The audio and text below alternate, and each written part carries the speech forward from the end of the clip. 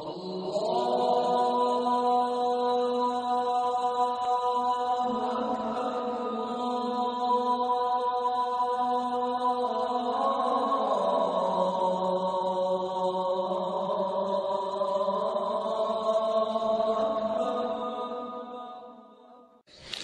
الحمد لله نحمده ونستعينه ونستغفره ونعوذ بالله من شرور أنفسنا ومن سيئات أعمالنا من يهده الله فلا مضل له ومن يضلل فلا هادي له وأشهد أن لا إله إلا الله وحده لا شريك له وأشهد أن محمدا عبده ورسوله صلى الله عليه وعلى آله وصحبه ومن اهتدى بهداه واستنى بسنته إلى يوم الدين وسلم تسليما كثيرا.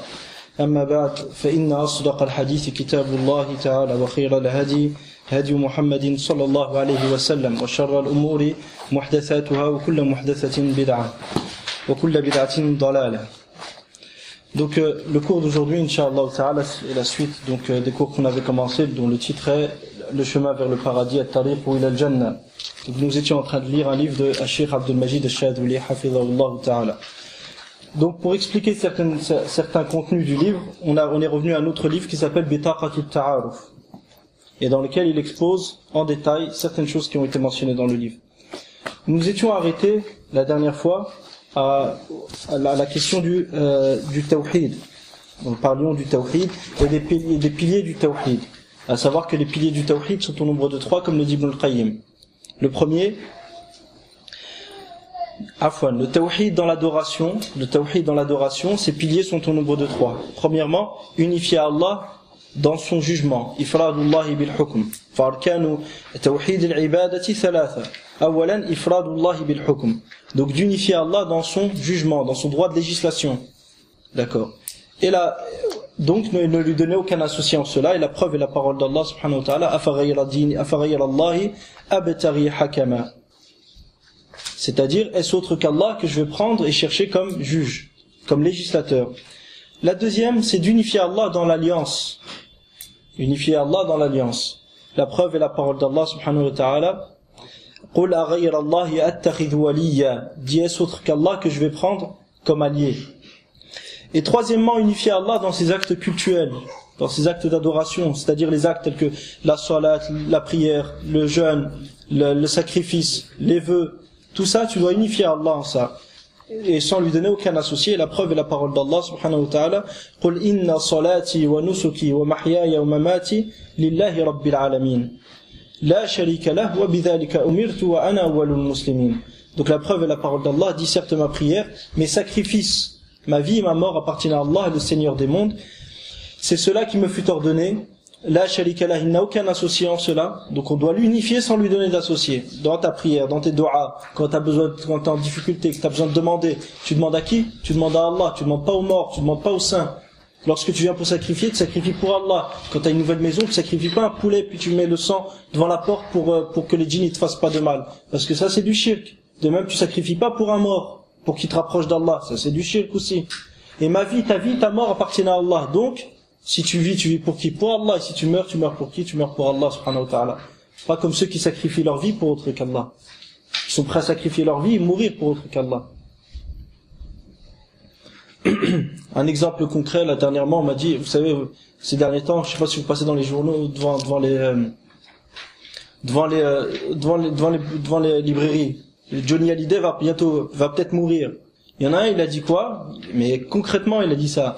Il a dit, Johnny Hallyday, pour moi, c'est mon Dieu, comme Allah est le Dieu des musulmans. Et s'il meurt, Johnny Hallyday, je vais me suicider. Donc cette personne, il a vécu, il est mort pour qui? Pour autre qu'Allah.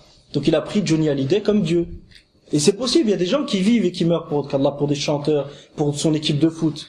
S'il perd, ça y est, c'est la fin du monde. Si jamais ils gagnent pas la Coupe du Monde, ça y est, c'est la fin. Si jamais ils sont passés, il y a eu des crises cardiaques en Algérie, lorsque l'Algérie ils ont perdu le premier match en Égypte. Lorsqu'ils ont perdu en Égypte la première fois, il y a eu un maire, un bourgmestre d'une commune en Algérie qui est mort. Il y a eu plusieurs cas de crise cardiaque. Et il y en a, ils sont suicidés aussi. C'est quelque chose de grave. D'en arriver à vivre et mourir pour ça, là on arrive à un stade qui est grave. Donc le musulman, s'il vit, il meurt, il vit pour qui? Pour Allah. S'il meurt, c'est pour Allah subhanahu wa ta'ala, il n'a aucun associé. Donc les piliers du tawhid dans l'adoration sont au nombre de 3. Le jugement, d'unifier Allah dans son jugement, ne lui donner aucun associé, d'unifier Allah dans l'alliance, ne lui donner aucun associé, et unifier Allah dans les actes cultuels sans lui donner d'associé. Il se peut que ce soit vague pour nous, lorsqu'on entend unifier Allah dans le jugement, comment va-t-on faire pour unifier Allah dans le jugement? Et c'est de là que c'est là que va entrer le commentaire où le cheikh va citer à peu près 11 ou 12 points qui s'opposent au tawhid d'Allah dans le jugement. C'est-à-dire 12 points qui, si jamais tu fais l'un d'entre eux, t'auras annulé ton tawhid dans le jugement. فإذا أتيت بأحد هذه الأمور فقد ناقضت توحيد الله سبحانه وتعالى في الحكم. طيب.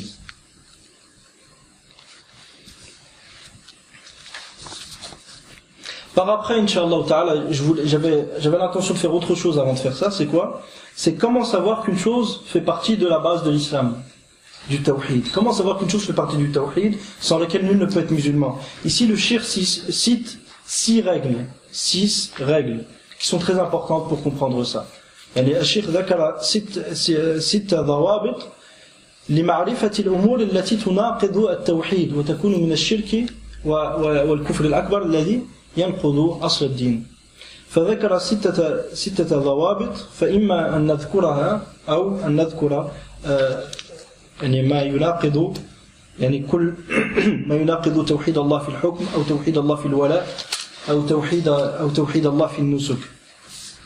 Et je pense que le mieux, Inch'Allah, ce qu'on va faire, c'est de citer d'abord les points qui annulent le tawhid dans le hukm, puis les points qui annulent le tawhid dans le wala, dans l'alliance. فسنذكر ما ينقض ويناقض توحيد الله سبحانه وتعالى في الحكم وتوحيد الله في الولاء كذلك وتوحيد الله في النسك.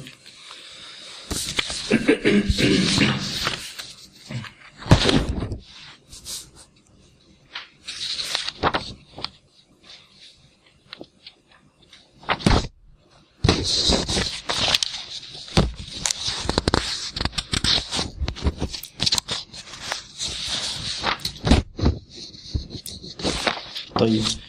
يقول الشيخ حفظه الله تعالى في الصفحة 36 توحيد العبادة الركن الأول إفراد الله بالحكم. Donc il dit le tawhid dans l'adoration, le premier pilier du tawhid dans l'adoration, c'est d'unifier Allah dans sa législation, dans son hukm. Car le terme hukm dans la langue arabe a plusieurs significations. Mais le terme hukm dans ash-shara, dans la loi d'Allah subhanahu wa ta'ala, ce qui est visé par là, c'est at-tashri', c'est le fait de légiférer. فالمقصود بالحكم في قوله تعالى ومن لم يحكم بما أنزل الله فأولئك هم الكافرون أي من لم يشرع ما أنزله الله فأولئك هم الكافرون. أما من جار في الحكم مثلا أتاه واحد فسرق ويعلم أنه سرق والشهود عدول ثم يقدح في عدالة أحد الشهود فيقول يعني وبالتالي فشروط الحكم غير متوفرة فاذهب، فهذا فاسق ليس بكافر لأنه لم يغير حكم الله سبحانه وتعالى ولم يحكم بغيره، لم يحكم بشرع آخر، لم يستند إلى شرع آخر بل جار في الحكم. وهذا هو الذي قال عنه بعض السلف أنه كفر دون كفر. Donc le terme hukm dans la parole d'Allah subhanahu wa ta'ala, lorsqu'Allah dit et ceux qui ne jugent pas avec la loi d'Allah sont eux les mécréants, ce qui est visé c'est ceux qui ne légifèrent pas ce qu'Allah a légiféré, ce sont eux les mécréants. Parce que imaginez que quelqu'un, il y a un voleur qui a volé et lui c'est un juge, et qu'est-ce qui se passe? Il y a deux témoins qui témoignent avoir vu cette personne voler, et il sait très bien que cette personne a volé, que ces témoins sont intègres, mais qu'est-ce qu'il fait? Vu que cette personne c'est son cousin ou son oncle ou autre, il va remettre en question l'intégrité des témoins. Et va dire à l'un des témoins, non, toi t'es pas intègre. Donc par conséquent, il n'y a pas assez de témoins, donc tu peux partir. Celui-ci c'est un pervers, c'est un fasiq. Et le terme fasiq en langue arabe, c'est pas simplement, il est traduit en français par le pervers, mais c'est pas une connotation comme certains le pensent aujourd'hui. Ça n'a pas une connotation qui s'oriente simplement dans un certain domaine. Non, fasiq le fasiq, c'est celui qui a outrepassé les limites qu'Allah a fixées. Al-fasiq huwa alladhi yatajawaza hadd Allah subhanahu wa ta'ala. Faman tajawaza hadd Allah fa huwa fasiq. D'accord? Donc quiconque outrepasse les limites qu'Allah est un pervers. S'il outrepasse les limites qu'Allah et fait un grand péché et persévère dans ce grand péché, c'est un fasiq.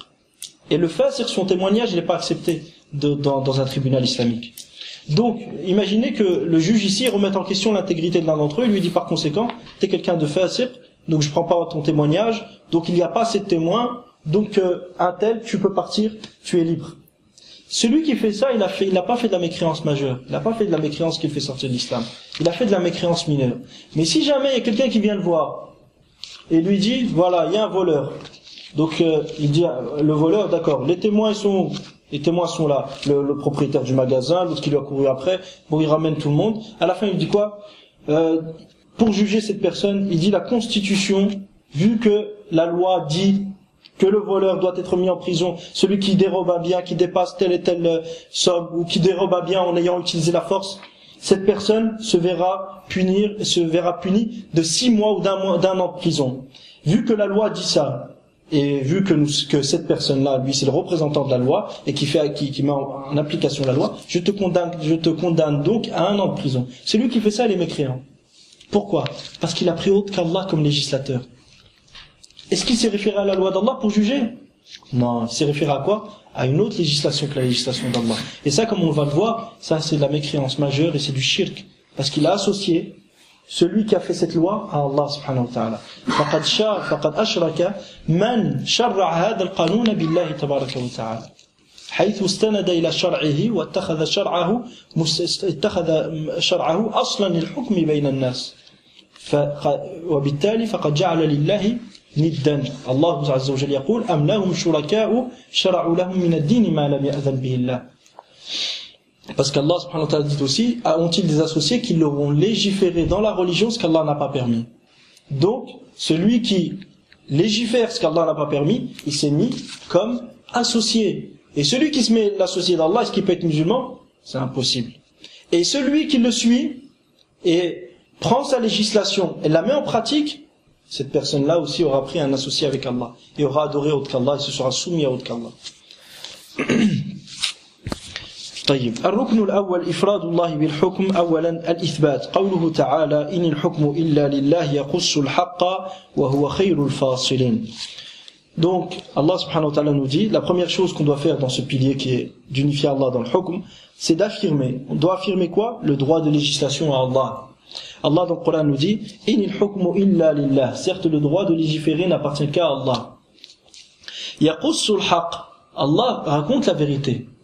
وَهُوَ خَيْرُ الْفَاصِلِينَ. Et il est le meilleur de ceux qui tranchent dans les litiges des gens. Il est le meilleur de ceux qui tranchent dans les litiges des gens. Et Allah nous dit aussi أَلَا لَهُ الْحُكْمُ وَهُوَ أَسْرَعُ الْحَاسِبِينَ. Donc dans ce verset Allah subhanahu wa ta'ala nous dit n'est-ce pas lui seul qu'appartient le jugement? Le droit de législation appartient à Allah subhanahu wa ta'ala seul. ويقول تبارك وتعالى إن الحكم إلا لله أمر ألا تعبدوا إلا إياه ذلك الدين القيم ولكن أكثر الناس لا يعلمون. Youssouf alayhi salam, lorsqu'il était en prison, il a 2 personnes sont venues le voir, ils lui ont dit c'est-à-dire aux hommes vertueux, on voit en toi que tu es quelqu'un de bien. Donc chacun d'entre nous il a vu un songe, est-ce que tu peux l'expliquer? Avant de leur expliquer leur songe, il leur a expliqué leur songe. Puis après, il leur a dit quoi? Il leur a dit Ya sahibay sijn a'arbabun mutafarriquna khayrun millahu wahidul qahhar. Aux 2 compagnons, il s'adresse à ces 2 compagnons de prison.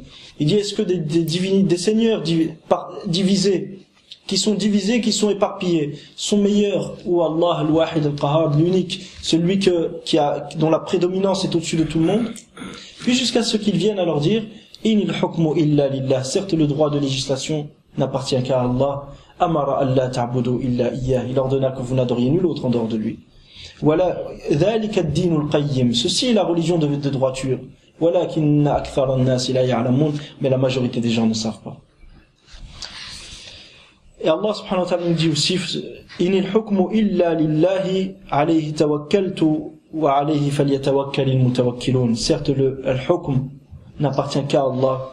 C'est en lui que je m'en remets, et c'est en lui que doivent s'en remettre ceux qui cherchent à avoir confiance en quelqu'un. Si tu veux avoir confiance en un être, إذا أردت أن تتوكل على أحد فتوكل على الله وعليه فليتوكل المتوكلون لا على غيره. Donc si tu cherches à t'en remettre à quelqu'un, remets-en-toi à Allah subhanahu wa ta'ala, personne d'autre.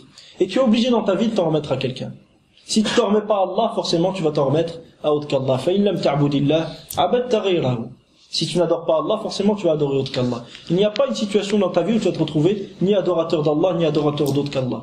Même celui qui abandonne la salat, qui abandonne la prière. Man taraka as-salat jumlatan wa tafsila. Fahadha 'abidun lish-shaytan 'abidun li nafsihi wa li hawa. لا يمكن أن يكون الإنسان عابدا لا عابدا لله ولا عابدا لغيره. Il est impossible que l'homme se retrouve dans une situation où il n'adore ni Allah ni il adore autre qu'Allah. Celui qui prie pas du tout, il adore qui en fait? Il adore ses passions, il adore son sommeil, il adore ses désirs, il adore son travail. En fait, c'est ça qu'il adore, c'est ça son Dieu. Si c'est son boulot, par exemple, il cherche la célébrité, il veut construire une villa au bled ou je sais pas ce qu'il veut faire encore. Si c'est ça son objectif, bah c'est son Dieu. Cette villa, c'est devenu son Dieu. Le shaitan s'est mis sous la forme de cette villa dont il rêve matin et soir, et il est devenu, et lui a consacré sa vie. Et il vit pour cet objectif. Allah subhanahu wa ta'ala nous dit quoi?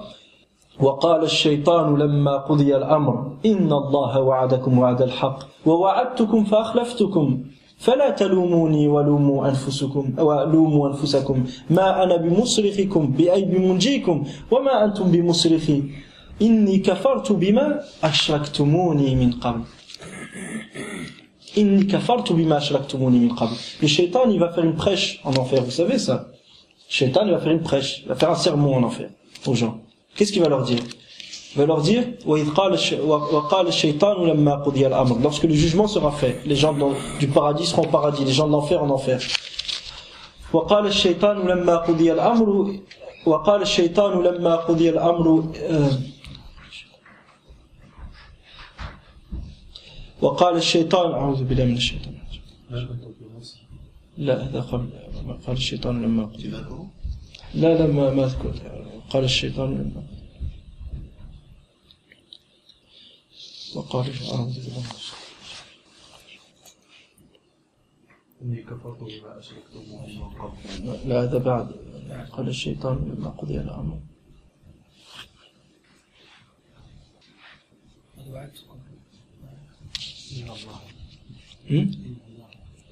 نعم وقال الشيطان لما قضي الأمر إن الله وعدكم وعد الحق. Donc le shaitan a dit lorsque le jugement a été tranché, il dit Allah vous a fait une promesse de vérité et je vous ai promis mais j'ai pas tenu ma promesse. Vous a fait des promesses, t'inquiète pas, t'auras le temps, t'as encore le temps d'arriver à Inch'Allah tu vas prier, Inch'Allah tu vas désavouer ta route, Inch'Allah tu vas sacrifier ton temps pour la religion d'Allah, Inch'Allah tu vas pas être avare, parce que le problème de l'avarice, beaucoup de gens pensent que l'avarice c'est juste ne pas dépenser beaucoup de gens pensent que la paresse et l'avarice, c'est d'être tout le temps fatigué, par exemple. La paresse, c'est de ne pas utiliser son corps dans la cause d'Allah. Et l'avarice, c'est de ne pas utiliser son argent dans la voie d'Allah.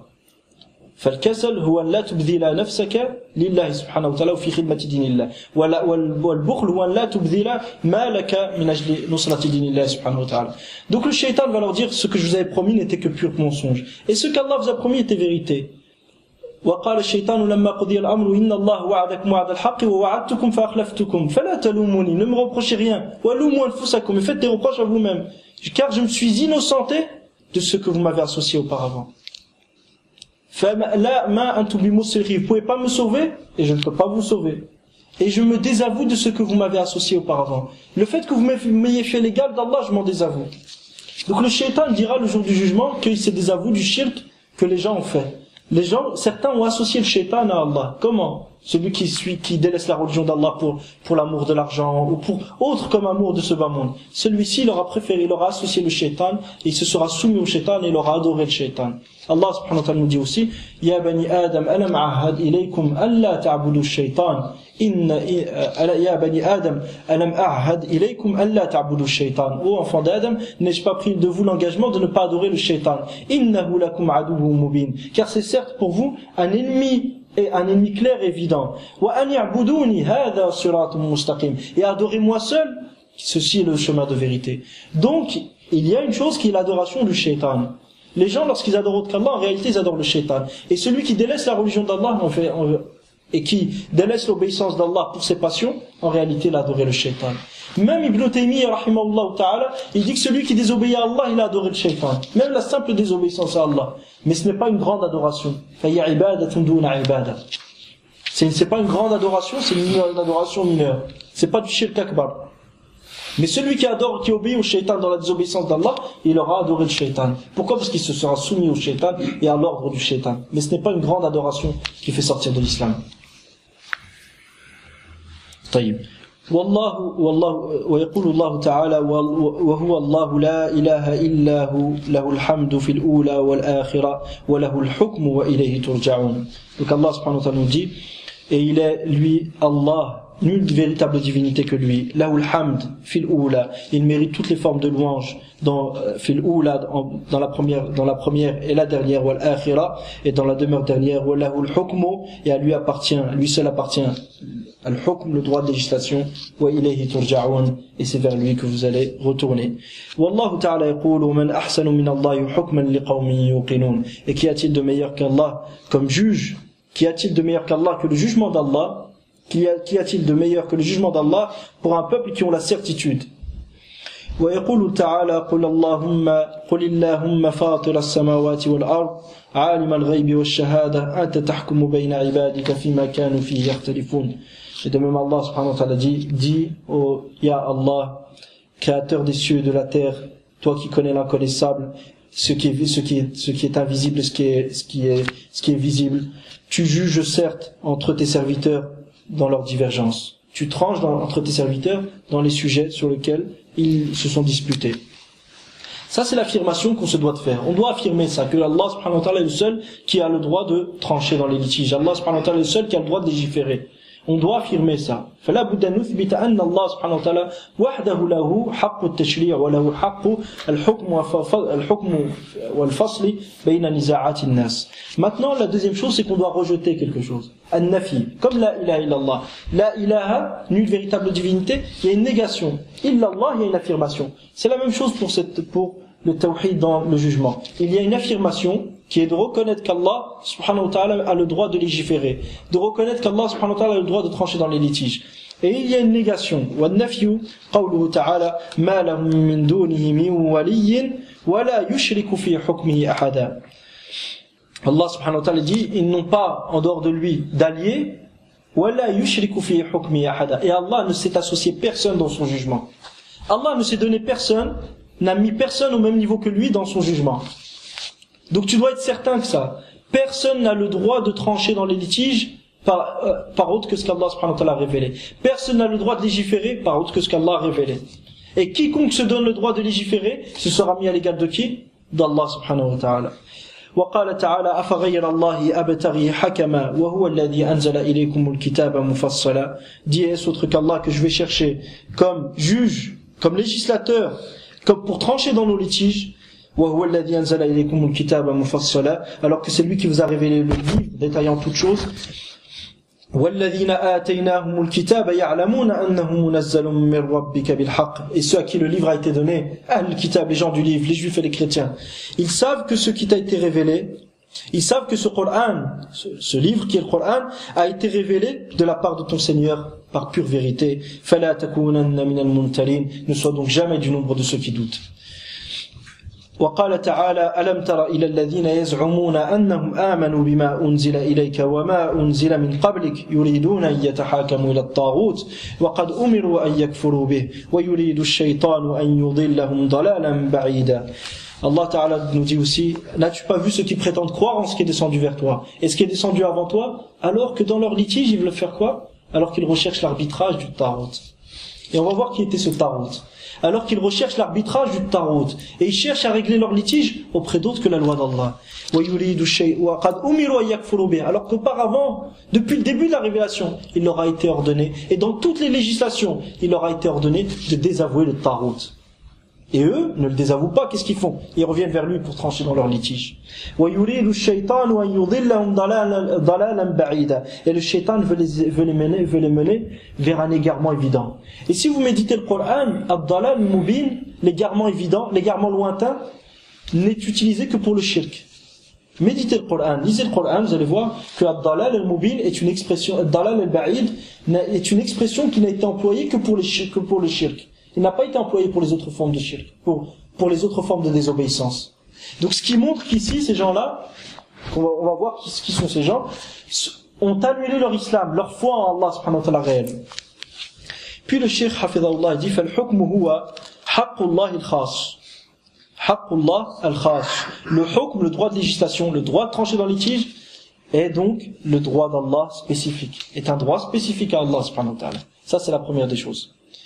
Deuxièmement, ثانيا تواترت النصوص على كفر المخالف. Les textes sont indénombrables. Les textes sont indénombrables. Les textes qui prouvent que celui qui s'oppose à ce point-là est un mécréant sont indénombrables.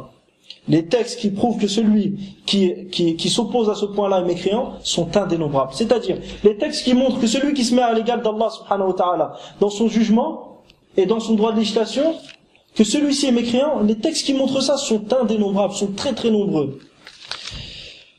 ثالثا لم يتأخر توجيه الخطاب في شأنه.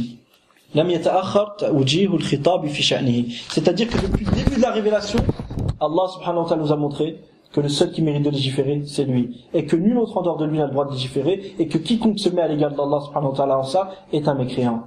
Depuis le début, ça a été révélé. Depuis le départ, depuis le début de la révélation, les textes qui montrent ce point-là ont été clairs, et ont montré que cet acte-là était du shirk. Ces trois points-là que le cheikh a cités sont les trois points par lesquels tu peux reconnaître qu'un acte s'oppose à Asl-Din, à la base de l'islam. Premièrement, que c'est un droit spécifique à Allah. Par conséquent, si tu le vois autre qu'Allah, t'auras fait quoi? T'auras associé à Allah subhanahu wa ta'ala. Et deuxièmement, les textes sont indénombrables qui montrent la mécréance de celui qui s'oppose à ce point-là. Troisièmement, depuis le début de la révélation, depuis le départ du discours d'Allah subhanahu wa ta'ala pour l'humanité, la mécréance de celui qui s'oppose à ce point a été établie, et depuis le départ il a été montré que le droit de législation appartient à Allah subhanahu wa ta'ala seul. يعني من أول توجيه الخطاب بين الله سبحانه وتعالى أن حق التشريع له وحده وأن المخالف في ذلك كافر به. Maintenant, ce qu'on va voir, et pour mieux comprendre ce sujet, nawaqid tawhid al-hukm, les annulatifs de ce tawhid dans le jugement. أولاً الحكم بشرع غير شرع الله. Le premier, c'est de juger par une législation différente de la législation d'Allah. Premièrement, juger par une législation autre, différente de la législation d'Allah. يقول تعالى أفحكم الجاهلية يبغون ومن أحسن من الله حكما لقوم يوقنون. Est-ce le jugement de la jahiliya, c'est le jugement, c'est-à-dire les lois qui étaient présentes avant l'islam qu'ils souhaitent, et qu'y a-t-il de meilleur qu'Allah comme juge pour un peuple qui ont la certitude, et qu'y a-t-il de meilleur qu'Allah comme juge pour un peuple qui ont la certitude. قال ابن كثير رحمه الله تعالى دي وقوله أفحكم الجاهلية يبغون ومن أحسن من الله حكما لقوم يوقنون ينكر تعالى على من خرج عن حكم الله المحكم المشتمل على كل خير الناهي عن كل شر والناهي عن كل شر وعدل إلى ما سواه من الآراء والأهواء والاصطلاحات التي وضعها الرجال بلا مستند من شريعة الله كما كان أهل الجاهلية يحكمون به من الضلالات والجهالات مما يضعونه بآرائهم وأهوائهم وكما يحكم به التتار من السياسات الملكية المأخوذة من ملكهم جنكيز خان الذي وضع لهم الياسق وهو عبارة عن كتاب مجموع من أحكام قد اقتبسها من شرائع شتى من اليهودية والنصرانية والملة الإسلامية وفيها كثير من الأحكام أخذها من مجرد نظره وهواه فصارت في بنيه شرعا متبعا يقدمونها على الحكم بكتاب الله وسنة رسوله صلى الله عليه وسلم ومن فعل ذلك منهم فهو كافر يجب قتاله حتى يرجع إلى حكم الله ورسوله صلى الله عليه وسلم فلا يحكم سواه في قليل ولا كثير. ثم ذكر كلاما آخر إن شاء الله ترجم الجزء الأول إن شاء الله.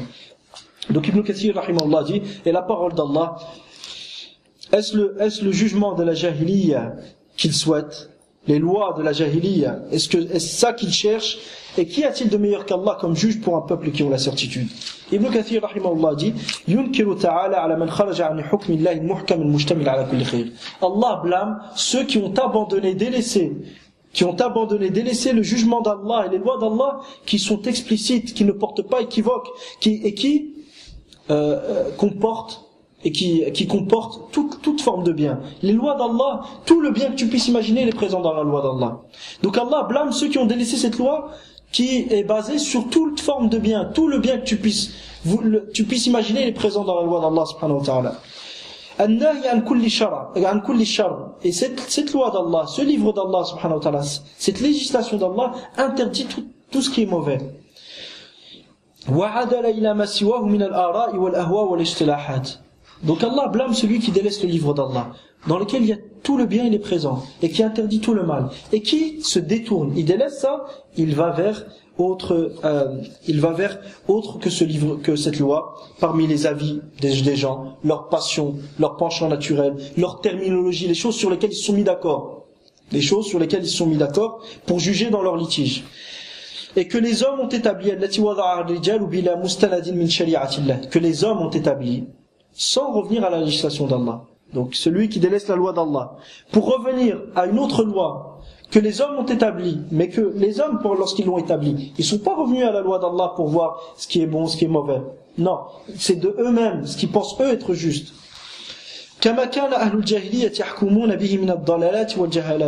Comme le faisaient les gens de la Jahiliya, de l'époque pré-islamique, lorsqu'ils jugeaient avec leur égarement et leur ignorance. Et les lois qu'ils établissaient par sur base de leur propre avis et de leur passion. Puis Ibn Kathir il parle de ce qui s'est passé à son époque. Les Tatars, les Mongols, lorsque ils ont pris certaines régions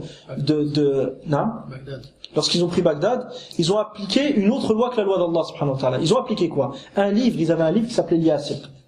Ils avaient un livre qu'ils appelaient Al-Yasiq.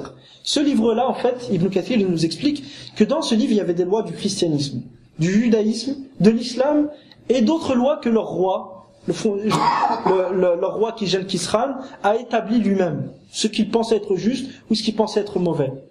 Donc, ce livre-là, il y avait des lois du Coran, des lois du judaïsme, des lois du christianisme et des lois que Kisran a établies lui-même, qui étaient le roi des Tatars.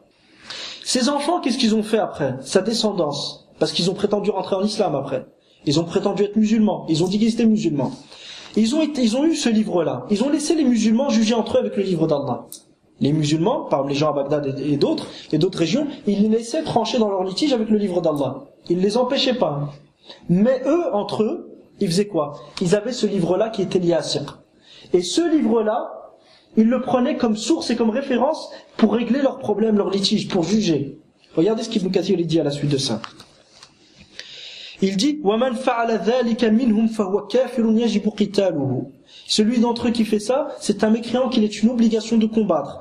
حَتَّى يَرْجِعَ إِلَى حُكْمِ اللَّهِ وَرَسُولِهِ صلى الله عليه وسلم, jusqu'à ce qu'il revienne au jugement d'Allah et au jugement du prophète, du messager sallallahu alayhi wa sallam, et qu'à la suite de ça, فَلَا يُحَكِّمْ سِوَاهُ فِي قَلِيلٍ وَلَا كَثِيرٍ, et qu'il ne juge par aucune autre loi, que ce soit dans une chose minime ou dans une grande chose, que ce soit une fois, 2 fois ou que ce soit 10 fois. قال تعالى أفحكم الجاهلية يبغون. Allah Ta'ala dit, est-ce le jugement de la jahiliya, de l'époque pré-islamique, le jugement de la mécréance qu'ils souhaitent?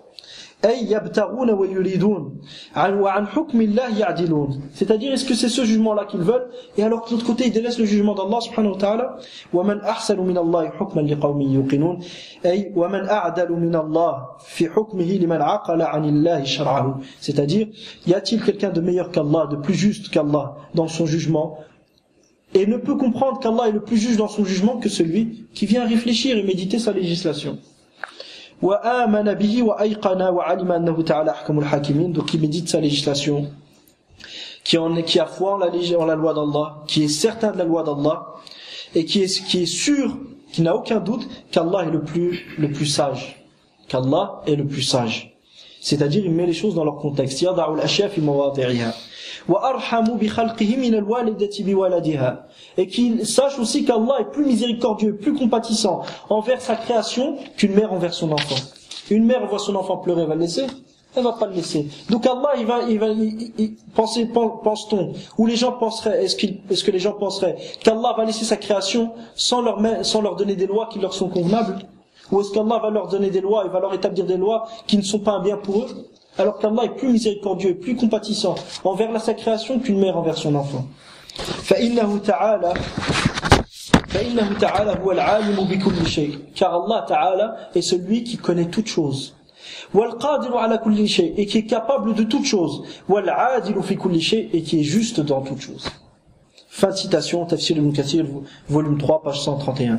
Ici, je fais juste une parenthèse.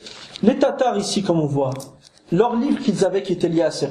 Et Ibn Kathir, il cite le consensus que ce sont des mécréants, alors qu'ils se disaient musulmans. Les Tatars, leur livre lié à Sihr, est-ce qu'ils jugeaient tout le monde avec ou juste eux? Juste eux. Qu'en est-il donc de ceux qui sont venus aujourd'hui, les nouveaux Tatars? Les nouveaux Tatars, les gouverneurs des pays arabes et autres, qu'est-ce qu'ils ont fait aujourd'hui? Ces gens-là, ils ont leur constitution qu'ils imposent aux gens. Est-ce qu'ils l'ont imposée à juste une classe de la société ou à tout le monde? Tout le monde. À tout le monde. Tout le monde est obligé de revenir vers ces lois-là. Tout le monde doit être jugé par ces lois-là. Ils jugent tout le monde par cette loi-là. Donc ces gens-là, leur mécréance est encore plus claire que celle des Tatars à l'époque.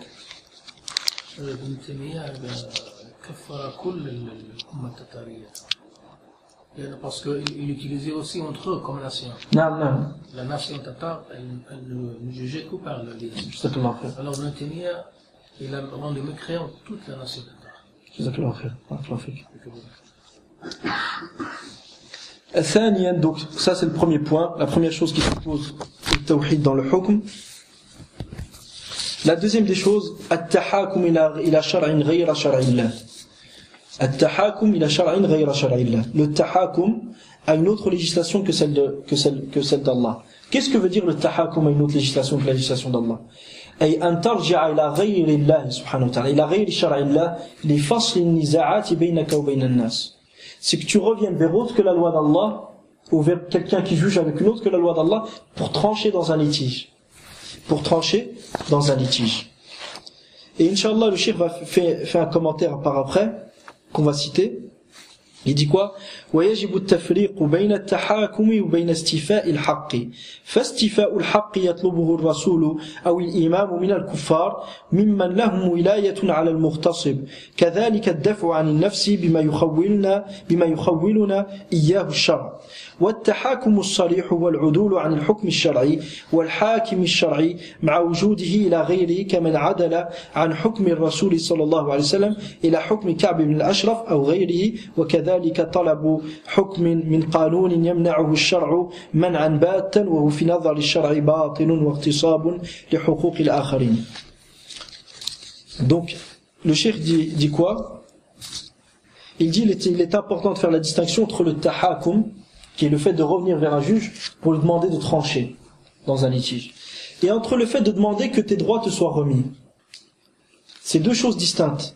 Et c'est vrai que quand on fait pas la différence, on risque de faire entrer dans le tahakum ce qui n'en fait pas partie. Il dit le istifa ou le haq, c'est le messager en général, c'est le messager, le Rasoul sallallahu alayhi wa sallam, ou l'imam, afwan. C'est pas le Rasoul sallallahu alayhi wa sallam. C'est le Rasoul alladhi yab'athu l'imam. D'accord? Dans un état islamique, imaginez que il y a des musulmans qui vivent dans un état mécréant, l'imam des musulmans va envoyer un messager. Ce messager va aller voir le roi des koufars et va lui dire, par exemple, s'il a été informé que des musulmans subissent l'injustice, il va lui dire, l'Amir al-Mu'minin te demande de remettre les droits aux ayants droit parmi les musulmans. Donc ça, c'est pas du tahakum. Même si le roi a des fonctions de juge. Non, ici tu demandes sultatul kafir. C'est le sulta, c'est le pouvoir. Tu demandes aux mécréants de mettre en valeur son autorité. Tu ne demandes pas de mettre en valeur son droit de trancher dans les litiges. Et quand on ne fait pas la différence entre les deux, beaucoup pensent que certaines choses sont du tahakum alors qu'elles ne sont pas du tahakum. Donc, à la suite de ça, le cheikh développe un point sur lequel on reviendra après. D'abord, on va citer c'est quoi le tahakum pour qu'on comprenne.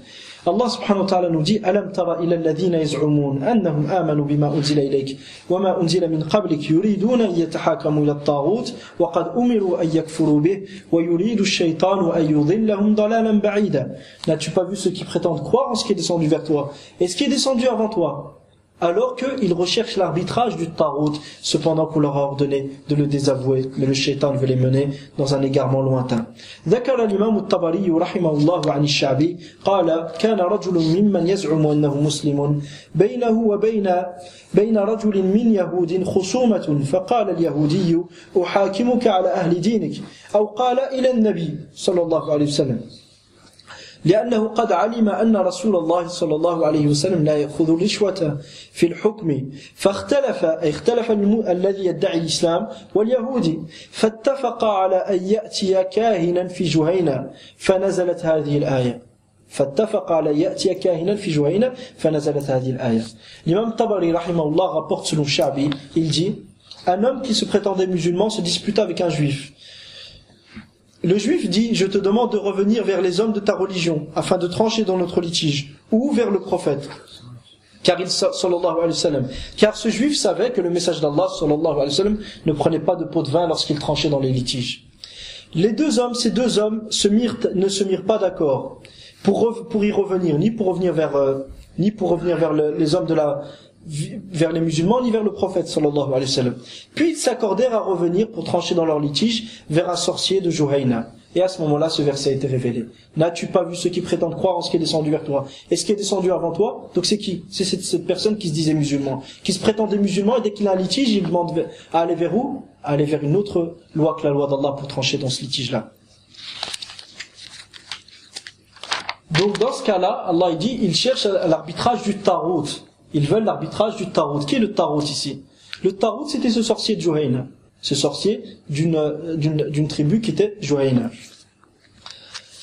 الإمام ويقول الطبري رحمه الله وقال آخرون أي غيرهم من أهل التفسير الطاغوت في هذا الموضع هو كعب بن الأشرف وقد ذكر البيضاوي والنسفي وغيرهما قصة بشر المنافق الذي قتله عمر بالسيف الذي لما أعرض عن حكم رسول الله صلى الله عليه وسلم إلى حكم عمر. Donc l'imam Tabari dit c'est-à-dire d'autres exégètes, d'autres mufassirin du Coran ont dit le Tarout dans ce contexte est Ka'b ibn al-Ashraf.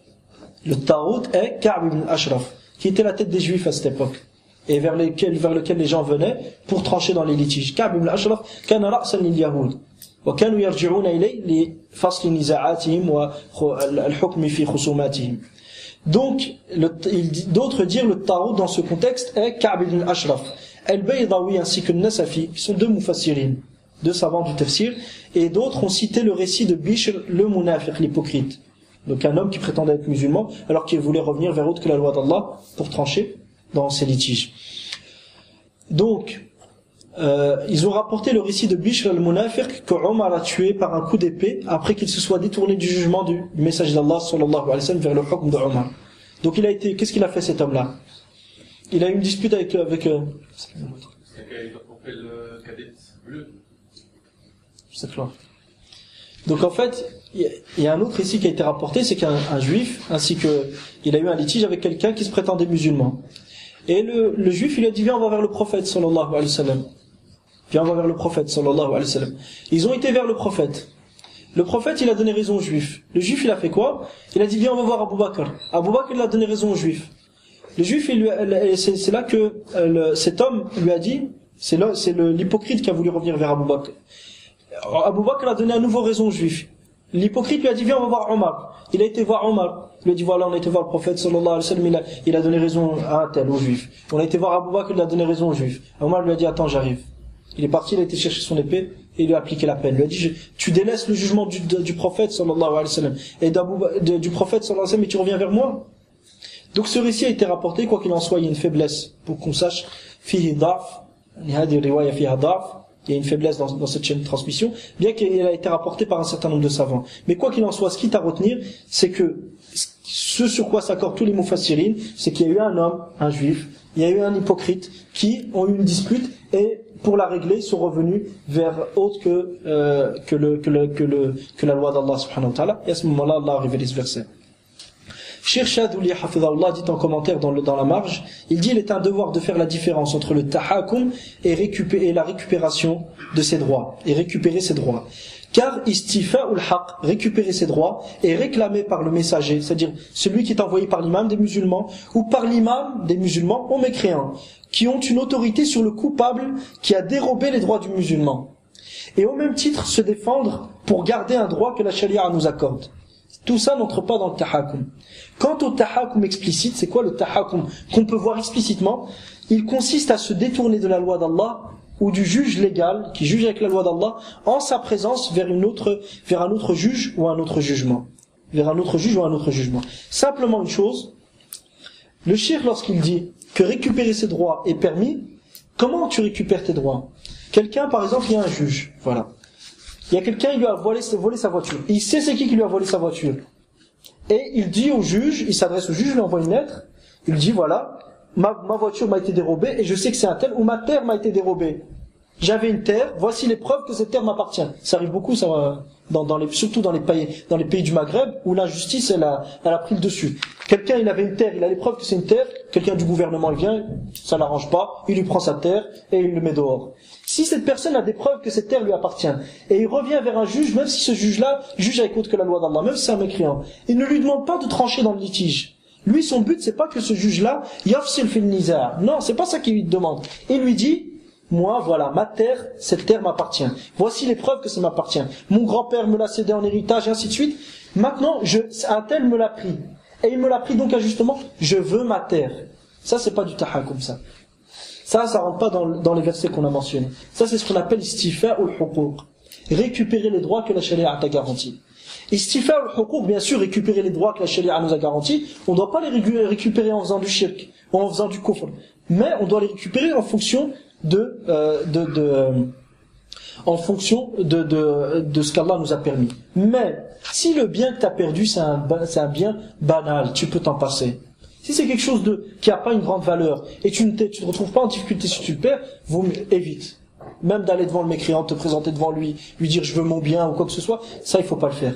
Ça il faut pas le faire, si le bien tu peux t'en passer. Si ce bien-là tu te retrouves vraiment en forte difficulté si tu le perds, là, dans ce cas-là, Inch'Allah ta'ala, il n'y a pas de mal. Et de même, une autre chose. C'est juste, est-ce qu'il y a une preuve à propos de ça? En fait, il n'y a pas de preuve que c'est du kufr, ça. Non, je veux dire, à propos de la permission, parce qu'on ne peut dire qu'il est permis de faire telle chose que s'il y a une preuve. Là, en fait, l'asl bara'atu dhimma, wal asl libahatu al-asliya. Al-asl libahatu al-asliya, wa istifa'u al-huquq, shay walidun fi al-shara', walau kana 'an tariq al-kafir. يعني الأصل في هذا الحكم أنه مباح فمن حرمه أنا على كل حال من قبل كنت أرى هذا القول بأن حتى استيفاء الحقوق من التحاكم من الطاغوت وأنه شرك وكفر طيب ولكن بعد التدبر وبعد أن تمعن النظر في الأدلة الشرعية ترى بأن هناك فرق شاسع بين التحاكم وبين استيفاء الحقوق لأن التحاكم ما هو أن ترجع إلى الكافر ليفصل في النزاع طيب ولكن لو أنت ذهبت إليه ولم تطلب منه يفصل في هذا النزاع ولم تستسلم وتنقاد له ولم تعترف بطاغوتيته ولم تعترف بحقه في فصل النزاع وإنما أمرته وطلبت منه أمرا وهو أن يرد لك حقك فهذا لا دليل على أنه تحاكم. Dans ce sens-là, on ne peut aller lui demander de nous donner nos biens par exemple que si on reconnaît son autorité. لا تعرف هذا لازم تعرف لازم هذا لازم لا لازم القول ليس بقول ولازم المذهب ليس بمذهب حتى يلتزمه صاحبه فيعني الصحيح من أقوال أهل العلم أنهم لا يكفرون بلوازم الأقوال حتى يلتزمها صاحبها لازم المذهب ليس بمذهب ذكره ابن حزم وذكره الشوكاني وغيره من المحققين ممن قالوا بأنه لا يجوز تكفير الإنسان بلازم قوله وفعله مثلا أضرب لك مثال الصحابة الذين ذهبوا إلى كعب بن الأشرف وقالوا له بأن النبي صلى الله عليه وسلم يعني بمعنى كلامهم أنه أتعبهم طيب ماذا فهم كعب بن الأشرف أنهم كفار بالنسبة للقضية هذه كانت في إطار يعني في إطار ممكن نسميه عمل جهادي لا والجهاد لا يجيز الكفر لا طيب أنا الذي أقصده تعرف ما هو أن الجهاد لا يجيز الكفر طيب فلو جاز ابن القيم ذكر 3 أقوال يعني في توجيه هذا الحديث قال بعض أهل العلم قالوا بأنهم كانوا مكرهين لأن كعب بن الأشرف كان يحث المشركين على قتل المسلمين وبالتالي كان هذا إكراها لهم وقال هذا غير صحيح ثم قال القول الثاني وهو نسيت القول الثاني على كل حال ولكن الذي رجحه ابن القيم أن ما فعلوه من المعاريض من التورية أي ألفاظ وأقوال تحتمل أكثر من معنى مع أن الكافر الذي أمامهم فهم الكفر ولكن هم غير ملزمين بهذا وبالتالي فيجوز للإنسان أن يتلفظ بما يفهم منه الكافر الكفر ما دام لم يصرح هو بالكفر إن كان في حالة الضرورة في حالة الحاجة فيعني استيفاء الحق من هذا الباب الإنسان الذي يأتي إلى الكافر فيقول له أريد حقي فماذا فعل؟ طلب حقه فلم يصرح له بأنه يعترف بطاغوتيته ولا يعترف بسلطانه ولا غيره ولا إلى آخر ذلك من الكفريات، ولم يعترف بذلك، بل يتبرأ منه، لأن نحن نتكلم عن الموحد ليس المشرك، لأن كثير ممن يذهب إلى المحاكم للأسف الشديد لا يفرق بين هذا وذاك، بل يذهب وهو معترفا بحقه، بل حتى لو صار نزاع بين اثنين أول ما يتبادر إلى ذهنه الذهاب للمحكمة، يا حاكم احكم بما تراه أو احكم في فصل النزاع. فهذا الأمر يعني ليس Il y a encore, par exemple, pour demander une telle chose, pour demander par exemple qu'on vous donne ou qu'on vous rend un droit, il y a toute une série de lois qui affirment ou bien qui montrent la procédure à suivre. On sera obligé d'appliquer les lois des procédures. Non, les lois, c'est-à-dire, mais l'application... Ce qu'ils appellent eux, il y a une procédure légale. Cette procédure légale, elle est imposée par des lois qu'ils ont imposées. Donc, quand on fait ça, on n'a pas le choix. On est obligé d'appliquer au moins les lois de la procédure. Justement, les lois, s'il n'y a pas de kufr dans ces lois-là, par exemple, mais ça c'est dans toute démarche, les allocations familiales, ou même la démarche pour obtenir les papiers, ou pour obtenir, quelle que soit la démarche qu'on fait en terre de kufr, toutes ces démarches-là, ils sont basées sur des lois. Demain, par exemple, ils te donnent par exemple les allocations familiales, ou ils donnent le chômage aux gens, ou ils donnent le CPS, ou ils donnent les papiers, tout ça c'est basé sur des lois, c'est des procédures. Si on dit que toute procédure, c'est-à-dire à chaque fois que le musulman fait une chose qui s'accorde à l'une des procédures et l'une des lois des koufars, il est mécréant, en fait on n'en sort pas. Et il n'y a pas de dalil que toute application, il n'y a pas de preuve claire que le fait de demander à un mécréant une chose, et que ce mécréant le fasse parce qu'il part du principe que la loi lui demande, il n'y a pas de dalil que que le musulman qui demande à ce mécréant de faire cette chose-là est mécréant parce que le mécréant, pour le faire, il est parti du principe d'une loi. Il n'y a pas de dalil pour ça. Et même lorsque le musulman il demande au kafir de lui remettre son bien, le kafir il va se référer à une loi pour lui remettre son bien, ça c'est sûr. Mais si cette loi n'est pas du kufr, premièrement, n'est pas du kufr en soi, le musulman il n'a pas demandé l'application de cette loi-là. Troisièmement, le musulman n'a fait que demander son bien. Et le fait que le kafir retourne à la loi, ensuite, il n'est pas responsable de ça, le musulman. Mais, comme j'ai déjà dit, il y a l'application des lois de procédure. Mais ça, t'en es pas responsable parce que l'application de ces lois-là, elle est présente partout. Dans toutes les procédures. Quoi que tu fasses, oui. Forcément, il y aura une procédure qui va... Je te donne un exemple. Lorsque non, c'est pas ce que je veux dire. Tu m'excuses pour ça. Ce que je veux dire, est-ce que, par exemple, comment dirais-je, le fait qu'il soit présent partout, ça veut pas dire que c'est permis, qu'on peut faire ça. Non, j'ai pas dit ça. Moi, ce que j'ai dit, c'est qu'il n'y a pas de preuve que c'est du kufr. Yani la dalil ala annahu kufr. J'ai pas dit que c'est parce qu'ils sont présents partout que c'est permis, j'ai pas dit ça. J'ai dit elles sont présentes partout, ça c'est une chose que j'ai rajoutée en plus. Oui. Mais en fait c'est qu'il n'y a pas de dalil que c'est du kufr. Si tu vois bien Kalam Ibn Taymiyyah rahimahullah ta'ala fi man ata'a al-ahbar wal-ruhban man ata'a al-ahbar wal-ruhban ماذا قال que celui qui leur obéit alors que son mu'taqad il est sahih, eux ils lui ont permis ce qu'Allah interdit. Et lui, il le fait, il leur obéit. Mais, sans avoir la conviction que ce qu'ils ont permis est permis, et ce qu'ils ont interdit est interdit. Lui, il est convaincu que ce qu'Allah est permis, ce qu'Allah interdit est interdit. Mais il a fait ce qu'ils lui ont dit. Il a dit, Ibn Taymiyyah, ça c'est pas du shirk akbar, c'est pas du kufr akbar. Mais celui qui, lorsqu'il les suit dans le mu'taqad, là il est kafir. Ça c'est pour les suiveurs. Mais le hakim, celui qui juge, là il y a d'autres dalils, il n'y a pas que ce verset-là. Il y a d'autres dalils qui montrent que le fait qu'il juge, il se réfère à une autre loi que la législation d'Allah, il est mécréant. Comme l'histoire de l'ijma' qu'on a cité d'Ibn Kathir, rahimahullah wa ghayruhu.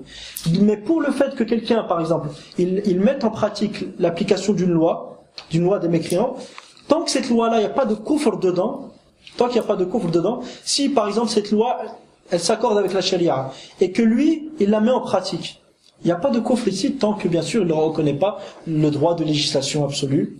لا يعترف لهم بحق التشريع المطلق وغيرها من مناطات الكفر مناطات التكفير الصريحة. Mais ce qui est à retenir ici, c'est qu'il y a une différence entre le fait d'aller voir un juge, par exemple. Ou je te donne un exemple. Moi, je parle seulement de de l'application de leur loi de procédure, par Mais exemple. leur loi de procédure, par exemple, même si tu vois les lois, la personne qui a un problème, qu'est-ce qu'il va faire? Il va porter plainte. Lorsqu'il porte plainte, il ne demande pas au juge de trancher dans le litige. C'est pas ça qui est utilisé. L'expression qui est employée, c'est qu'il se plaint auprès du juge d'avoir subi une injustice. Soit par X, quand il connaît pas la personne, soit par la personne s'il sait qui c'est, et il cite son nom. Et il peut munir les preuves soit directement, et à ce moment-là, une procédure qui est lancée. Cette procédure, lui, il a lancé cette procédure dans quel but? Dans le but de récupérer son bien. Il a demandé quoi, lui? Il a demandé de récupérer son bien. Maintenant que le juge, ensuite, il prenne une décision, lui, il n'est pas responsable de ça parce que c'est pas ce qu'il a fait, lui. Et si on considère que tout ce à quoi mènent les actions du musulman, si jamais une action du musulman mène à du kufr, que lui, il devient kafir, là, le problème, c'est qu'il y a plein de choses on risque de se retrouver dans la sira même du prophète, sallallahu alayhi wa sallam, dans des cas de figure, où des actions de musulmans ont amené à ce que les mécréants comprennent du kufr, et les musulmans, ils ne sont pas devenus mécréants, bien plus. Non. Là, il y a une différence.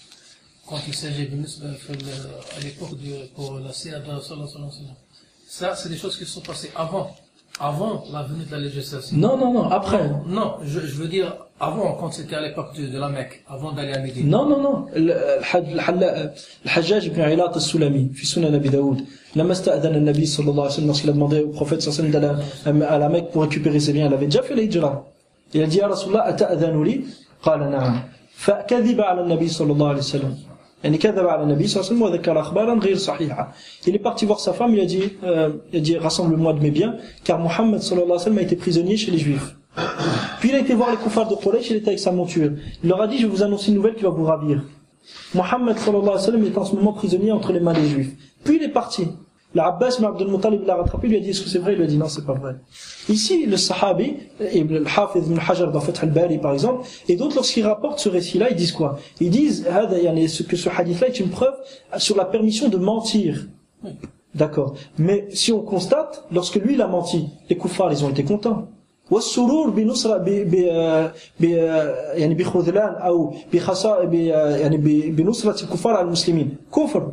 Le fait d'être ravi que les kuffars aient le dessus sur les musulmans, c'est du kufr. Donc le musulman ici, le Hajjaj ibn Ilat Sulami, il a dit une parole par laquelle les kuffars en face, ils ont compris du kufr. Mais est-ce qu'il est devenu mécréant lui? Non, le prophète il lui a permis. Les savants ils ont même permis ce genre de choses. C'est ce qu'on appelle la tawliya ou al-ma'arid. Tawliya ou al-ma'arid, ils sont permis pour lorsqu'en cas de darura.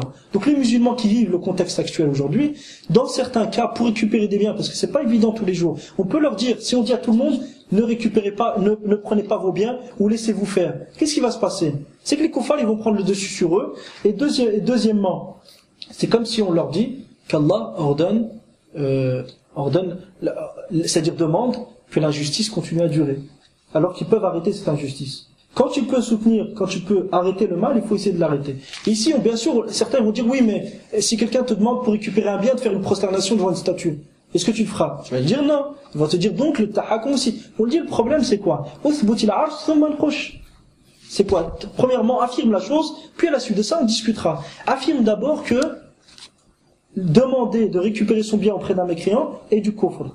Et du tahakum. Puis à la suite de ça, si tu arrives à affirmer que c'est du tahakum, là c'est clair qu'on peut pas le permettre, sauf en cas de contrainte où la personne est menacée de mort. Mais à partir du moment où on n'a aucun dalil que c'est du tahakum ça, donc on ne peut pas lui appliquer toutes les règles qui concernent le tahakum et dire que ce n'est permis qu'en cas de mécréance et que, comme certains disent, vous permettez le shirk sans contrainte, vous permettez le kufr sans contrainte. Selon vous, donc, il est permis de se prosterner devant une statue pour récupérer ses biens parce que vous permettez d'aller au tribunal pour récupérer ses biens? Non. Et de même, aujourd'hui, il y a des gros problèmes qui peuvent arriver. Quelqu'un, sa voiture, elle lui est volée demain. Sa voiture, elle lui est volée. Si jamais il porte pas plainte, tous les dégâts qui sont faits par l'autre, c'est lui qui paye. Donc si l'autre a été cambriolé à une banque, il se retrouve lui en difficulté. Donc s'il va au commissariat pour porter plainte, son but c'est quoi? C'est qu'il annonce au juge qu'il a subi une injustice, qui est on lui a volé sa voiture. Pour pas que les conséquences après elles viennent. Pour pas qu'il soit victime de conséquences néfastes. Ou une femme par exemple qui vit seule et qui est harcelée par quelqu'un au téléphone. Et elle va au commissariat, oui, excusez-moi, oui, je suis harcelé, j'ai le numéro de téléphone de la personne. Ils disent, madame, on veut bien vous aider, mais il faut que vous portiez plainte contre X. Donc il y a beaucoup de cas de figure où les musulmans se retrouvent vraiment en difficulté. Leur dire, non, c'est interdit, sinon vous devenez des mouchriquines, c'est injuste parce que Allah subhanahu wa ta'ala n'a pas considéré ça comme du shirk. Wallahu ta'ala ala wa ala. على كل حال يعني على كل لي فتوى طويلة للشيخ عبد المجيد الشاذلي في هذا الموضوع، لأن هنا ذكر بس نقطة، أما لي فتوى فيها 60 صفحة. يعني سأل واحد الإخوة عن التحاكم إلى الطاغوت المناقض لأصل الدين، ما هو التحاكم إلى الطاغوت، وما هو أصل الكفر بطاغوت الحكم، وكيف نفهم قوله تعالى فغير الله يبتغي حكما وهو الذي أنزل إليكم الكتاب مفصلا. فذكر فتوى طويلة إن شاء الله طبعا لك وجه بارك إن شاء الله. الله يحفظك. تفضل جزاك الله خير. الله يحفظك. Suite à l'écoute de votre échange, moi, il y a quelque chose qui me vient à l'esprit, avoir l'avis là-dessus. Quel est le statut, ce moment-là, des musulmans qui vivent une situation que tu décris, se voler la voiture, il faut voter pour un tel, pour un permis de bâtir, pour une mosquée, etc., etc. Quel est le statut des musulmans qui décident de rester dans ce bricolage, entre guillemets, quand ils pourraient, s'ils peuvent, quand ils pourraient rejoindre des poches à gauche, à droite dans le monde, où ils ne devraient pas subir ça. Quand ils se complaisent à rester là, quand ils vont dans le nord du Nigeria, en Somalie ou autres endroits, ils pourraient éviter de subir ça. Quel statut ils ont à ce moment-là? Fainéants, lâches, hypocrites? Pour le vote, c'est une autre question. Enfin, toutes ces histoires qui sont litigieuses. Non, des fois, en fait, le problème, c'est quoi? C'est que il faut donner à chaque sujet son haqq. Le vote, c'est un autre cas de figure. Là, ce dont on parle, c'est demander au mécréant de te redonner un bien, demander au mécréant de faire prévaloir son autorité sur une personne qui t'a dérobé ton bien. Là, ça, c'est un autre cas de figure, c'est différent du vote. Le vote, il y a une reconnaissance de la... Lorsque la personne vote pour un législateur, il lui reconnaît le pouvoir, il lui reconnaît le droit de... il lui reconnaît le droit de légiférer. Dans ce cas de figure... qui reste avec des biens, et qui amplifie ses biens, et qui éduque ses enfants dans ce milieu, quand il sait que, s'il lui arrive des problèmes, des injustices, etc., il va être dans l'obligation de... Mais justement, c'est pour ça que les savants, lorsqu'ils ont justifié, les Malikites par exemple, lorsqu'ils ont justifié l'interdiction de voyager en terre de kufr, ils ont dit les anna ahkam al-kufr tajri alayh. Ils ont dit car les lois de la mécréance lui sont imposées. Et c'est pour ça qu'ils ont interdit de voyager en terre de kufr. Et ils ont interdit d'y vivre, dans certains cas. Donc, il n'y a pas de doute que s'il y a une terre d'islam, le musulman est obligé d'émigrer. Pourquoi? Pour mettre en évidence sa religion, pour ne plus avoir affaire à ce genre de cas de figure où c'est vraiment méticuleux. C'est-à-dire, pour pas tomber dans le shirk, faut vraiment bien connaître le sujet, parce que certains, ils font pas de différence entre ça et l'autre. Donc, il est clair que s'il y a une terre d'islam, les musulmans se doivent de quitter la terre de mécréance vers la terre d'islam et d'émigrer pour Allah subhanahu wa ta'ala. Et si jamais ils viennent même à mourir sur la route, ils ont une énorme récompense qu'Allah n'a même pas citée tellement elle est grande. Et si quelqu'un dit, ces endroits, la loi d'Allah y est appliquée partiellement ou pas d'une manière complète et parfaite? Ça dépend de ce qu'il veut dire. C'est-à-dire, cette personne, il faut d'abord qu'elle soit sincère. Il y a la peine corporelle, mais il n'y a pas la justice sociale. Qu'est-ce qu'il veut dire par la justice sociale? C'est pas le chômage. Non, mais bon, ça veut dire en fait, qu'on ne tient pas compte peut-être de la famine ou de la pauvreté, mais on applique les peines. La famine, la pauvreté, le problème... Non. La famine, la pauvreté était présente à Médine. Le prophète Abu Hurayra, il s'évanouissait des fois. Et il voyait le prophète Sassan passer, il a vu Abu Bakr passer, il lui a dit à Abu Bakr, au fait, tel et tel verset, qu'est-ce que tu en penses? Il dit, c'est quoi le tafsir de tel et tel verset? Puis Abu Bakr, il lui répond, il part. Omar, il passe, il lui fait la même chose, il part. Le prophète sallallahu alayhi wa sallam, il passe, Abu Hurayra, il lui dit ça, il lui dit à Abu Hurayra, tu as faim, viens avec moi. Et puis il le prend avec lui, il va chez une femme qui leur a servi du lait, et Abu Hurayra, puis le prophète sallallahu alayhi wa sallam lui dit, va chercher tout à Al-Soufa. Les gens, Al-Soufa étaient des gens qui avaient émigré et qui vivaient au fond de la mosquée, qui vivaient dans la mosquée. Et il a été tous les chercher. Abu Hurayra s'est dit, oh, enfin, j'avais trouvé de quoi me nourrir. Maintenant, je dois aller tous les chercher, ils vont tous boire avec moi. Il est venu et il devait tous les servir l'un après l'autre. Ils ont tous bu. Il a dit, et après, j'ai pris le récipient, j'ai bu, et j'ai bu jusqu'à me rassasier, le récipient n'était toujours pas terminé. Puis le prophète sallallahu alayhi wa sallam l'a bu, puis il n'y avait plus rien dans le récipient. Abu Hurayra, radiyallahu anhu, il voulait s'exciser, se couper les parties génitales. Et d'autres sahaba, il a demandé au prophète sallallahu alayhi wa sallam la permission. Pourquoi? Il n'arrivait pas à se marier. Le prophète sallallahu alayhi wa sallam mettait une pierre sur son ventre tellement il avait faim. Ali ibn Abi Talib, il sortait de la mosquée, il sortait de chez lui et il avait faim, il savait pas de quoi amener à manger aux deux enfants, aux deux petits-fils du prophète sallallahu alayhi wa sallam, Hassan ou le Hussein. Et il passe vers chez un juif qui était riche, les juifs à cette époque-là. Et il le voit, le juif le voit, il lui dit: Arabi, est-ce que tu veux travailler contre les dattes? Il lui dit d'accord. Il va, il travaille, il prend les dattes, il les emmène chez lui. Le prophète sallallahu alayhi wa sallam, il va visiter Ali ibn Abi Talib, il trouve le Hassan et le Hussein en train de pleurer. Il leur dit: pourquoi ils pleurent? Il dit: c'est la faim, ya Rasulallah. Les Sahaba, ils ont vécu des moments très très difficiles. Abu Hurayra, Bilal radiyallahu anhu, il n'a pas cessé de maudire Abu Umayya.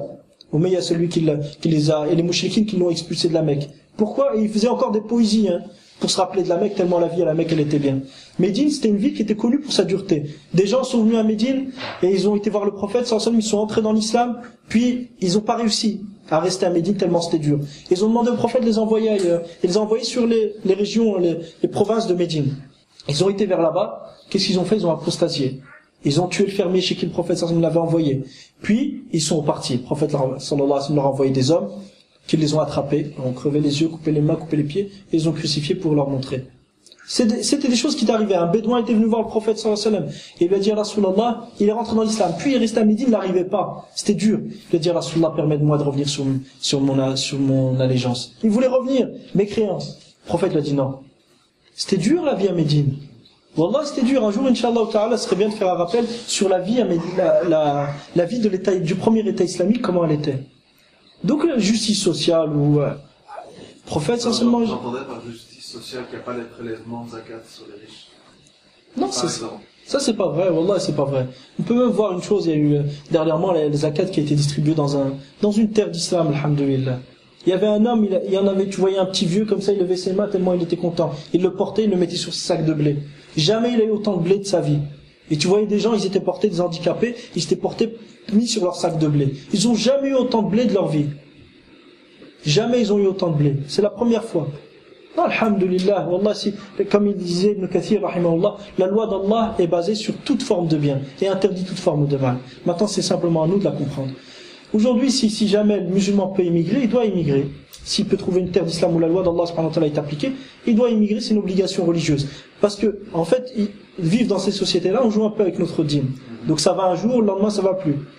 Si tu peux t'en sortir toi, tes enfants, c'est pas garanti. Donc c'est à nous essayer de limiter les dégâts en attendant de trouver quelque chose de meilleur.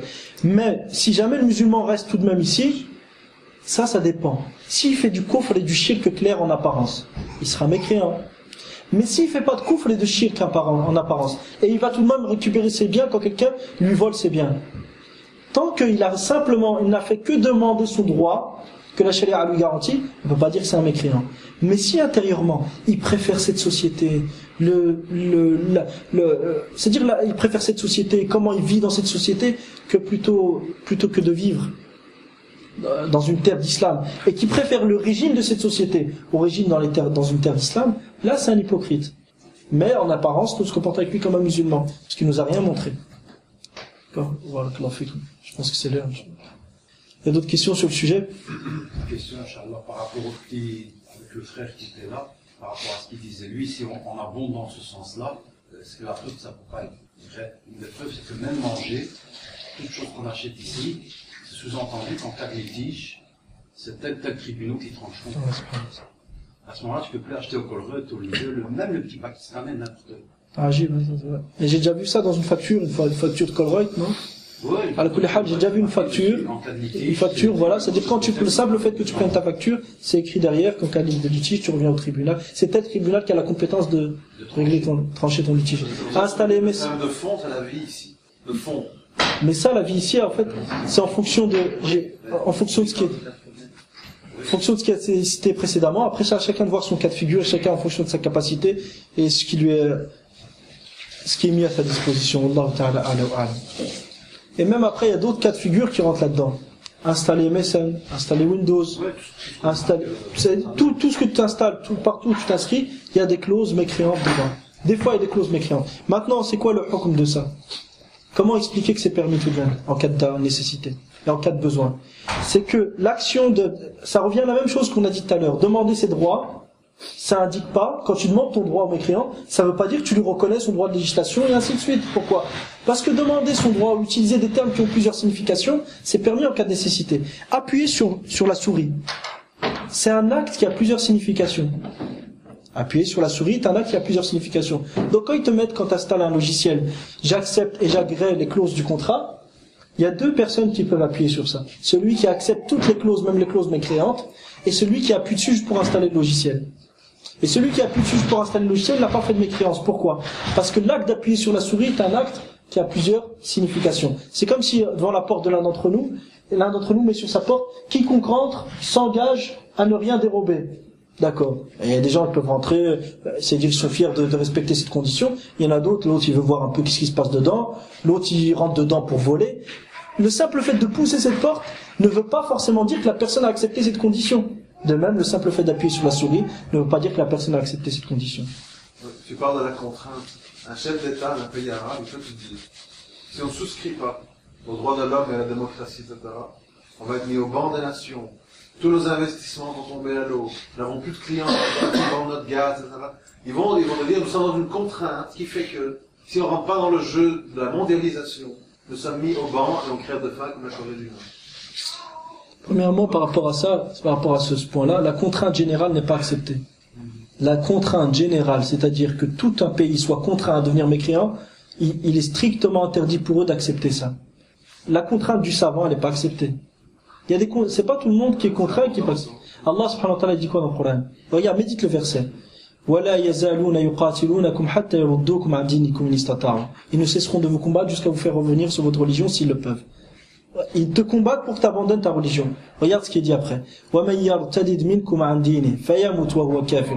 Et quiconque parmi vous apostasie de sa religion et meurt tout en étant mécréant, فَأُولَئِكَ حَبِطَتْ أَعْمَالُهُمْ فِي الدُّنْيَا وَالْآخِرَةِ. Ceux-là, leurs actions seront vaines dans ce bas monde et dans l'au-delà. وَأُولَئِكَ أَصْحَابُ النَّارِ هُمْ فِيهَا خَالِدُونَ. Et ceux-là sont les habitants d'enfer où ils demeurent éternellement. Ils demeureront éternellement. Qu'Allah nous en préserve.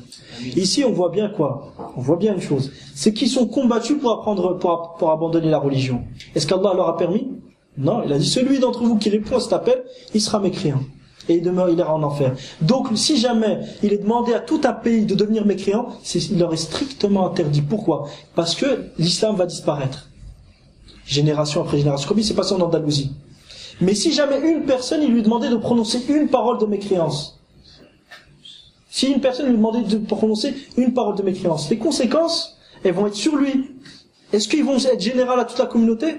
Non. Et deuxièmement, une autre chose. Ibn al-Qayyim ici cite une chose qui est très très importante. Certains savants, ils ont dit, et c'est la parole la plus juste, que la contrainte ne permet que les paroles et pas les actes. Et regardez le danger de la traduction. La contrainte permet l'aqwal kufriya l'a'mal kufriya. L'aqwal kufriya, c'est quoi les paroles de mécréance? C'est les paroles qui n'ont pas d'impact sur les gens. Et les actes de mécréance, regarde bien, les paroles de mécréance permis en cas de contrainte, c'est les paroles, les actes qui n'ont pas d'effet sur les gens, qui ne se limitent à toi-même. Les actes de mécréance qui sont interdits, al-amal, qui est interdit, même si tu es contraint, c'est les paroles et les actes qui ont un effet sur les gens. Quelqu'un te contraint, te dit, soit tu tues un tel, sinon je te tue. T'as le droit? Non. Pourquoi? Parce que ça a un effet sur les gens. Quelqu'un te dit, soit tu changes la loi d'Allah, la religion des gens, sinon je te tue. T'as le droit? Oui. Non, c'est strictement interdit. Pourquoi? Parce que préserver la religion des gens, qu'est-ce qui est primordial? Préserver la religion des gens ou leur vie?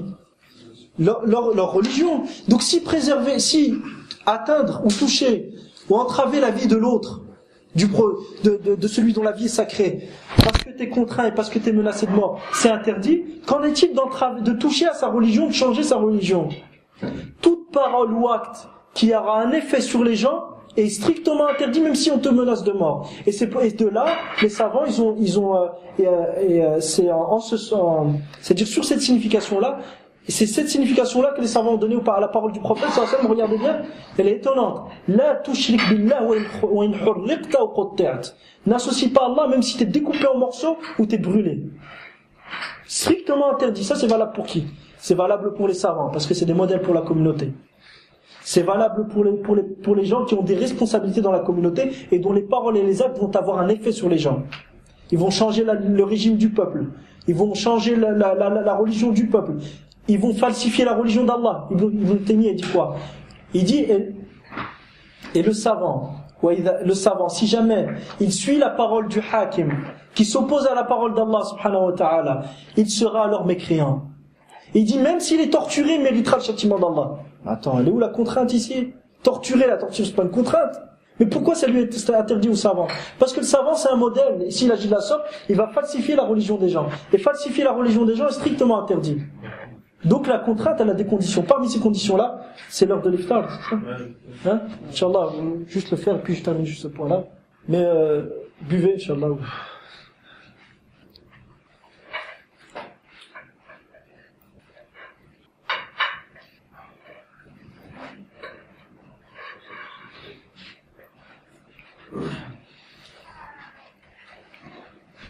Juste avant que le frère il fasse l'adhan, Inch'Allah, tu vas faire l'adhan. Je rappelle juste un point, qui est que les conditions de la contrainte, comme les a citées à Cheikh Al-Khudayr. Ce que je viens de citer, c'est les conditions que Cheikh Al-Khudayr a citées. Premièrement, que ça se limite à toi-même, que ce n'est pas d'effet sur les gens. On te dit, oui, soit tu violes telle personne, sinon on te tue, t'as le droit? Non. Même si on va te tuer. Et si tu le fais, tu mérites la peine. Même celui à qui il est dit, soit tu tues un tel, sinon on te tue. Certains savants, ils ont dit quoi? Ils ont dit, il mérite d'être, si jamais il le fait parce qu'il a été contraint, il mérite la peine de mort après quand même. Certains, il y a eu 3 avis sur ça. Certains, ils ont dit, c'est simplement celui qui a menacé qui doit être tué. D'autres, ils ont dit, celui qui a menacé, celui qui a été menacé aussi, de mort, doivent être tués. D'autres, ils ont dit quoi? Encore pire? Enfin, encore pire, on se comprend. Ils ont dit, c'est simplement celui qui a tué la personne qui doit être tuée. Et sur qui la peine légale doit être appliquée. La peine capitale. Mais celui qui a menacé, non. Donc on voit bien que la contrainte, elle a des limites. Donc que ça se limite qu'à toi-même. Deuxièmement, que ce soit pas une contrainte générale.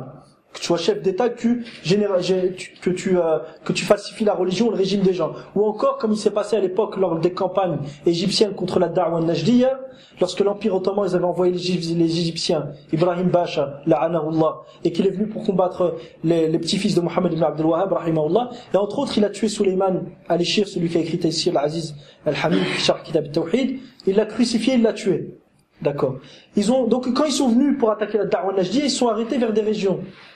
Ils sont arrêtés dans des régions et dans des villages et ils leur ont demandé de venir les aider pour combattre la da'wa du tawhid, parce que c'était des mouchriquines, d'accord. Le cheikh il a écrit une risala qui s'appelle j'ai oublié le début du titre, mais quoi qu'il en soit, fi mu'alat ahli al-ishrak. Dans cette risala, il a montré qu'il est strictement interdit, même s'ils les contraignent à les aider contre les muwahhidines. Pourquoi? Parce que là c'est une contrainte générale. La contrainte, elle doit se limiter à une personne, 2 personnes, mais pas une contrainte de tout un pays. Tout un pays est obligé d'apostasier. Après, les enfants, ils vont apprendre quoi? Ils vont apprendre le kufr. Si demain on nous demande, écoutez les musulmans, soit vous devenez tous chrétiens, ou laïcs, ou démocrates, sinon vous tuez tous. Il est strictement interdit d'obéir. Pourquoi? Parce que tu deviens laïc, d'accord? Tu deviens chrétien. Tes enfants, t'as pas le droit de leur dire quoi que ce soit.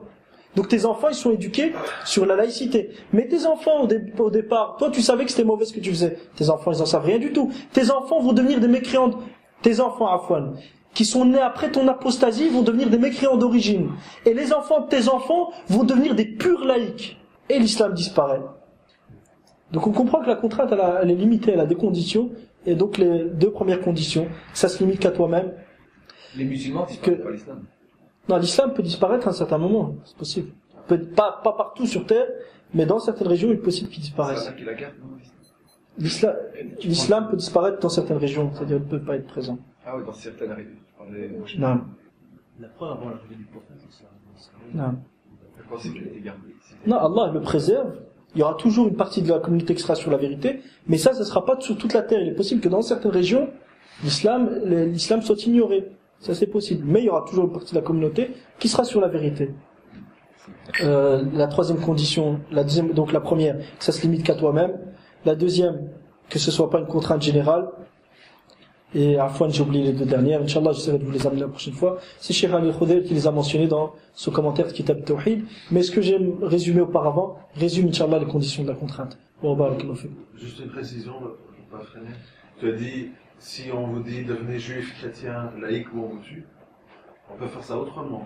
On peut vous dire devenez des musulmans de France, des musulmans de Belgique, ou oui, bien et sûr. en disant de France, on dit vous enlevez ça, vous parlez plus de ça, vous évitez ça, vous dites que tel verset c'était à l'époque.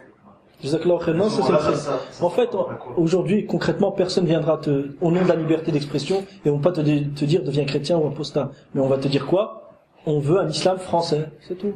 Donc on te l'a dit autrement, c'est tout. Mais on t'endort, pour pas que tu comprennes un peu ce qui est voulu.